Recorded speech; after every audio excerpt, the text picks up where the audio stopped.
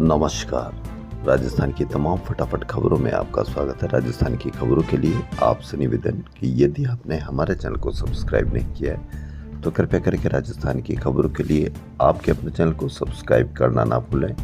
आप सब्सक्राइब करते हैं तो हमें हिम्मत होती है सही और सच्ची खबरें आप तक पहुंचाने की।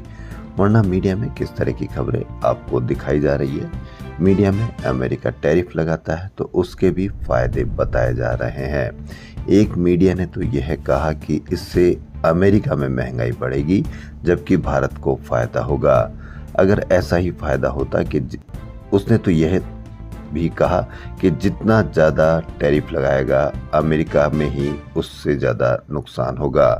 कितनी शानदार बात। पूरी दुनिया परेशान लेकिन भारतीय मीडिया आपको दिखा रहा है कि अमेरिका टैरिफ लगाता है तो इससे भारत को फायदा होगा। अभी भी वक्त है कि क्या आप हमेशा यह साबित करते हैं कि मीडिया आपको कहीं भी कुछ भी कैसे भी बात बताएगा तो आप उस पर विश्वास कर लेंगे। तो क्या है आज की ये बड़ी खबरें।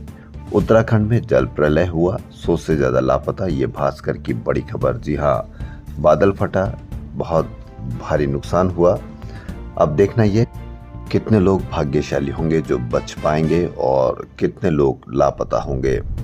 वहीं आज बस किराया 30% तक बढ़ा, जयपुर से दिल्ली जाना हुआ महंगा।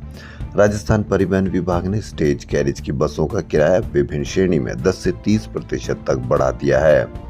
वहीं रोडवेज बसों के किराए में 9 साल बाद बढ़ोतरी हुई है, ये कहना है रोडवेज एमडी पुरुषोत्तम शर्मा का।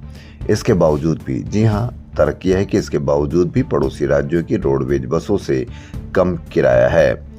पड़ोसी राज्यों में यदि अधिक किराया है तो क्या हम यह मान लें कि हमारा किराया कम है इसलिए हमें कोई फर्क नहीं पड़ने वाला।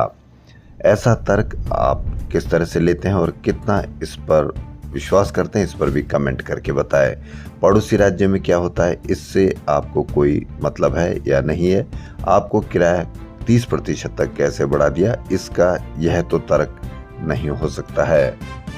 भास्कर की एक और बड़ी खबर। विशेषज्ञों ने 2005 से 2024 के बीच बच्चों पर 37 तरह के अध्ययन किए। अध्ययन पर आप कितना इस पर चर्चा देखी होगी या कितना इस पर चर्चा कर रहे होंगे, इससे भी आपको कोई फर्क नहीं पड़ता क्योंकि ये आपके बच्चों से संबंधित है। आपके बच्चों से संबंधित को मीडिया पर कहीं कोई जगह नहीं मिलती है। नवजात शिशुओं में होने वाले गंभीर संक्रमण सेप्सिस के इलाज को लेकर एक बड़ा और नया खुलासा हुआ। International journal European journal of paediatrics में सेप्सिस के इलाज में एंटीबायोटिक दवाओं के कम होते प्रभाव को बताया है। डॉक्टर पंकज सोनी ने वर्ष 2005 से 2024 के बीच 8,954 नवजातों पर यह रिसर्च की है। इन बच्चों पर किए गए 37 अध्ययनों में सामने आया है कि बच्चों को होने वाली मौत उनके ठीक होने में लगने वाले समय में एंटीबायोटिक दवाओं की कितनी महत्वता थी। यानी आपके बच्चों पर यदि सेप्सिस होती है तो एंटीबायोटिक काम नहीं कर रहे हैं, तो ये बहुत बड़ी खबर। लेकिन आप मीडिया पर इसकी कहीं कोई चर्चा नहीं देखेंगे क्योंकि मीडिया पर किसी और की ही चर्चाएं अब आपको दिखाई जाती है। राजस्थान क्रिकेट संघ के एडॉक कमेटी के कन्वीनर दीनदयाल कुमावत, सदस्य पिंकेश पोरवाल और आशीष तिवारी के मंगलवार को चौप स्टेडियम का निरीक्षण किया गया। यहाँ के हालात देखकर उन्होंने कहा कि यहाँ काम तो काफ़ी हुआ है लेकिन जहाँ कमज़ोर है या मटेरियल ठीक नहीं लगा, इसकी जांच होगी। इसमें कोई दोषी पाया गया तो उसे सजा भी होगी। इसके लिए स्टेडियम का काम नहीं रुकेगा। वहीं चौप स्टेडियम पर बोले कि पैसे की कमी नहीं, 345 करोड़ रुपए तैयार हैं, 2 साल में सीएम से ही उद्घाटन करवाएंगे। राजस्थान यूनिवर्सिटी में छात्र संघ चुनाव की बहाली की मांग को लेकर एनएसयूआई ने मंगलवार को शहीद स्मारक जयपुर पर बड़ा राज्य स्तरीय विरोध प्रदर्शन किया। प्रदर्शन के दौरान सचिन पायलट व प्रदर्शनकारियों ने सिविल लाइन की तरफ कूच करने का प्रयास किया तो वाटर कैनन चलाई गई। विधायकपुरी थाना पुलिस ने 58 प्रदर्शनकारियों को हिरासत में लेकर दूसरे स्थानों पर छोड़ा। एनएसयूआई के राष्ट्रीय अध्यक्ष सहित 2 लोगों के मोबाइल चोरी होने के मामले भी दर्ज किए गए हैं। कांग्रेस के वरिष्ठ नेता और ऑल इंडिया कांग्रेस कमेटी के महासचिव सचिन पायलट ने सरकार पर छात्रों की आवाज दबाने का आरोप लगाया।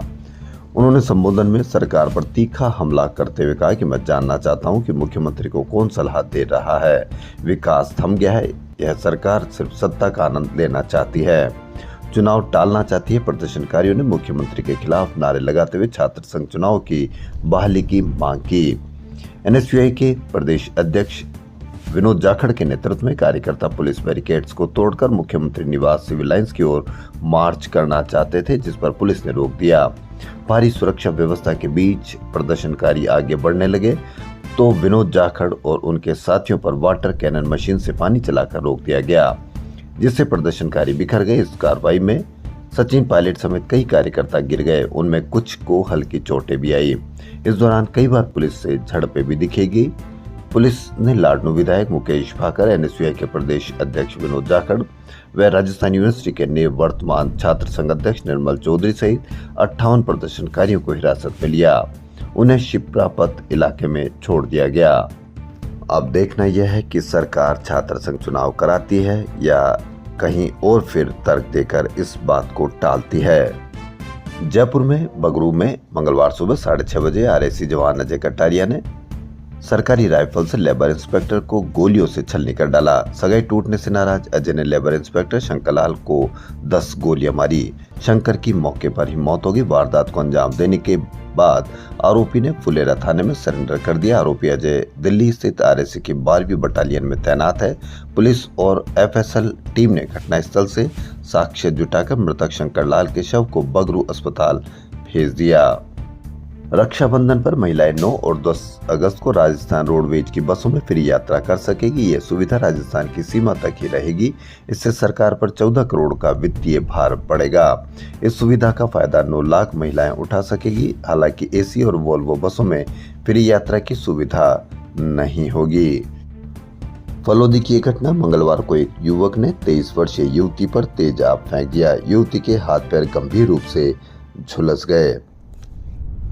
शिप्रापत पुलिस ने जयपुर में हनी ट्रैप के मामले में एक युवती और 2 युवकों को गिरफ्तार किया है। मुख्य आरोपी यूपी में रेलवे टेक्नीशियन है, जो वारदात को अंजाम देने के उद्देश्य से छुट्टी लेकर जयपुर आया था। परिचित युवती के साथ मिलकर रुपए ऐंठने के लिए पीड़िता को प्यार के जाल में फंसाया।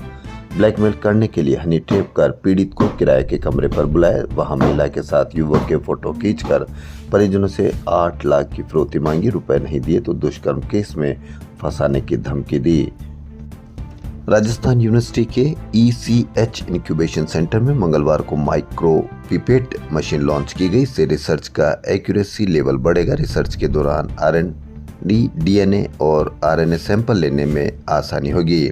इस मौके पर ECH सेंटर की संयोजक प्रोफेसर सुमिता कच्छावा, अपेंडोर्फ के senior territory manager Vipin Singh Chaudhary सहित कई डॉक्टर भी मौजूद रहे। जयपुर में गोविंदराव जी के रास्ते में नुक्कड़ पर शराब की दुकान के विरोध में चल रहे महिलाओं के धरने को police commissioner Biju George Joseph ने मौके पर पहुंचकर समाप्त करवाया। शराब की दुकान के खिलाफ स्थानीय महिलाएं 2 मई से धरने पर बैठी थी। स्थानीय निवासी जगदीश खंडेलवाल ने बताया कि महिलाओं ने शराब दुकान के खिलाफ 94 दिन लगातार आंदोलन किया। आखिरकार महिलाओं का विरोध सफल रहा और दुकान बंद करवा दी गई है। वहीं एक और बड़ी खबर, सड़क पर गंदगी फैलाने वाले लोगों के खिलाफ हेरिटेज निगम प्रशासन अब सख्त एक्शन लेगा। दुकानों के आगे डस्टबिन नहीं होने पर व्यापारियों का चालान किया जाएगा। साथ ही ओपन कचरा डिपो खत्म किए जाएंगे। ये निर्देश हेरिटेज निगम आयुक्त डॉक्टर निधि पटेल ने अधिकारियों को दिए हैं। अब देखना यह है कि कितनी दुकानों के आगे डस्टबिन रखे जाएंगे और कितनी दुकानों के आगे यदि डस्टबिन नहीं होंगे तो उनका चालान किया जाएगा। अस्पतालों से निगम की गाड़ियां जो मेडिकल वेस्ट उठाती है वह संक्रमित होता है। इसे लेकर कचरा वाहन जगह जगह जाते हैं। ऐसे में पूरे शहर में संक्रमण फैलने का खतरा है। कचरा बायोमेडिकल वेस्ट लेने वाली कंपनी से ही उठाया जाना चाहिए और निस्तारित होना चाहिए। निगम ग्रेटर मुख्यालय में मंगलवार को ही बायोमेडिकल वेस्ट मैनेजमेंट क्रियान्वयन के लिए गठित स्टीयरिंग कमेटी की बैठक में डॉक्टर्स ने यह बातें कही। Private hospitals and nursing homes association के प्रेसिडेंट डॉक्टर विजय कपूर ने कहा कि एक और बायोमेडिकल वेस्ट कंपनी की ओर से प्रति बेड पैसा लिया जा रहा है। वहीं निगम भी कचरा उठाने के लिए अस्पतालों से प्रति माह 4000 रुपए तक ले रहा है। आदमी अपनी समस्याओं के लिए या रहवासी या निवासी अपनी समस्याओं के लिए क्या कर सकते हैं, इसकी एक मिसाल देखिए। 30 कॉलोनी के लोगों ने सीएम मंत्री को खून से पत्र लिखा। उनकी मांग सीवरेज, ड्रेनेज और पानी चाहिए। बेसिक जरूरतों के लिए भी अब खून से पत्र लिखा जाने लगा है। जयपुर के कालवाड़ रोड की कॉलोनियों में मूलभूत सुविधाएं नहीं होने पर लोग आक्रोशित हैं। यहाँ रहने वाले लोग वर्षों से मूलभूत सुविधाओं की मांग कर रहे हैं, उनकी मांग पूरी नहीं हो पा रही है। कालवाड़ रोड रहने वाले मंत्री राज्यवर्धन सिंह से भी सीवरेज, ड्रेनेज, सड़क और पानी उपलब्ध कराने की मांग कर चुके हैं। इसके बावजूद सुनवाई नहीं हुई। इस पर सोमवार को कालवाड़ रोड की 30 कॉलोनी के समिति अध्यक्ष और पदाधिकारियों ने सीएम भजनलाल शर्मा और मंत्री राज्यवर्धन सिंह राठौड़ को खून से पत्र लिखा। इसमें बताया कि उन्हें विधायक बनाने के लिए पहले वोट दे चुके हैं, इसके बावजूद भी विकास नहीं हुआ, अब खून दे रहे हैं। अब सहन शक्ति की सीमा समाप्त हो चुकी है। ये केवल मांग नहीं, जनता की पीड़ा की पुकार है। जब नेतृत्व मौन हो तो जनता को अपने खून से लिखना पड़ता है। अब देखना ही है कि खून से लिखे पत्र के बाद भी कितनी जल्दी इनकी मांग या मूलभूत सुविधाएं पूरी हो पाती है। नए आपराधिक कानूनों का सफल क्रियान्वयन करने के लिए राजस्थान को मॉडल स्टेट बनाया जाएगा। इसके लिए पुलिस मुख्यालय बड़े स्तर पर कार्य योजना बना रहा है। इस पायलट प्रोजेक्ट के लिए हर रेंज और कमिश्नरेट से 9 जिलों का चयन किया गया है। मुख्यालय के सभी अधिकारियों को अलग अलग टास्क दिए गए हैं। इन जिलों में होने वाले कार्य की अगले 3 माह तक मुख्यालय के अधिकारी रोज अपडेट लेंगे और डीजीपी राजीव शर्मा रोज मॉनिटरिंग करेंगे। रक्षाबंधन पर्व के उपलक्ष्य में राजस्थान सरकार की ओर से प्रदेश में बहनों की सुरक्षा सम्मान पर्व के तहत मंगलवार को बिरला ऑडिटोरियम जयपुर में मुख्यमंत्री संघ रक्षाबंधन आंगनबाड़ी बहनों का सम्मान कार्यक्रम आयोजित किया गया।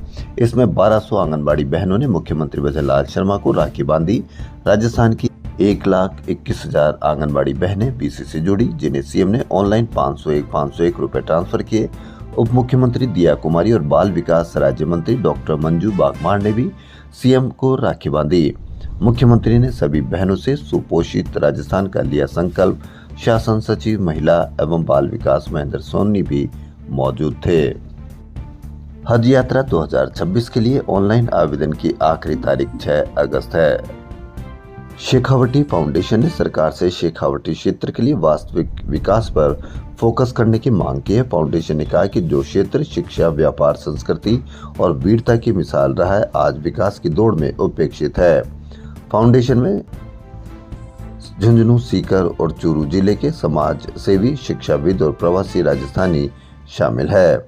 राष्ट्रीय अध्यक्ष विनोद गोयल और महामंत्री गजानन शर्मा ने कहा कि शेखावटी के समग्र विकास के लिए सुनियोजित अभियान चलाया जा रहा है। इससे सरकार से शेखावटी क्षेत्र एक एयरपोर्ट बनाने की मांग भी की गई है, ताकि औद्योगिक, पर्यटन तथा आपातकालीन स्वास्थ्य सेवाओं को गति मिल सके। राजस्थान क्रिकेट का डोमेस्टिक सत्र शुरू होने वाला है। जल्दी बीसीसीआई का आगामी सत्र भी शुरू होगा। ऐसे में काफी संख्या में स्टेट पैनल एम्पायर्स और स्कोरर्स की जरूरत होगी। इस कारण आरसीए एडो कमेटी ने 2 दिवसीय एम्पायर्स स्कोरर्स रिफ्रेशर सेमिनार का आयोजन जयपुर में किया।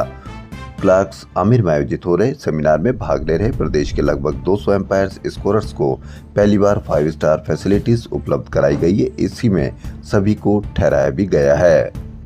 राज्यपाल हरिभाऊ बागड़े राजस्थान ने पर्यावरण संरक्षण के मॉडल ग्राम पीपलांतरी में आयोजित पर्यावरण महोत्सव 2025 में शिरकत की। जब वे यहां पहुंचे तब बड़ी संख्या में स्थानीय महिलाएं अपनी नन्ही बच्चियों के साथ मौजूद थी। बेटी के जन्म पर 111 पौधे लगाते हैं ग्रामीण अब तक 15 लाख पौधे लगा चुके हैं। राजस्थान के चिकित्सा संस्थानों में विभिन्न रोगों की जांच सुविधा को बेहतर बनाने के लिए प्रयोगशालाओं का सुदृढ़ीकरण कर उन्हें मदर हब एंड स्पोक प्रयोगशाला के रूप में बदला जाएगा। हब एवं स्पोक मॉडल के तहत मदर लैब, हब लैब और स्पोक्स के माध्यम से जिला चिकित्सालयों में 145, उप जिला चिकित्सालय व सैटेलाइट चिकित्सालयों में 117, सामुदायिक स्वास्थ्य केंद्रों में 101, प्राथमिक स्वास्थ्य केंद्रों तथा डिस्पेंसरियों में 66 प्रकार की जांचें आउटसोर्स मोड पर उपलब्ध करवाई जाएगी। राजस्थान के 41 जिलों में खंडर हो चुके चिकित्सा संस्थानों में सरकार ने प्रवेश निषेध कर दिया है। जो अस्पताल जर्जर हो चुके हैं और अधिक मरम्मत की आवश्यकता, उन भवनों पर जर्जर भवन प्रवेश निषेध का बोर्ड डिस्प्ले कर तुरंत उपयोग बंद किया जाएगा। ऐसे भवनों का प्राथमिकता के साथ रिनोवेशन सुनिश्चित किया जाएगा। वहीं सहकारी विभाग में अब सहकारी समितियों, अपेक्स बैंक, जिला सहकारी बैंक सहित अन्य संस्थाओं के भ्रष्ट व जिम्मेदार अधिकारियों पर शिकंजा कसा जाएगा। सहकारी समितियों में अनियमितताओं के प्रकरणों में कोताही नहीं बरती जाएगी। इसके साथ ही दोषी अधिकारियों व कर्मचारियों के खिलाफ हुई जांच में देरी करने वाले अधिकारियों के खिलाफ भी कार्रवाई की जाएगी। राजस्थान की तमाम फटाफट खबरों में फिलहाल इतना ही। यदि आपको हमारा चैनल पसंद आए तो लाइक, सब्सक्राइब और शेयर अवश्य करें। धन्यवाद।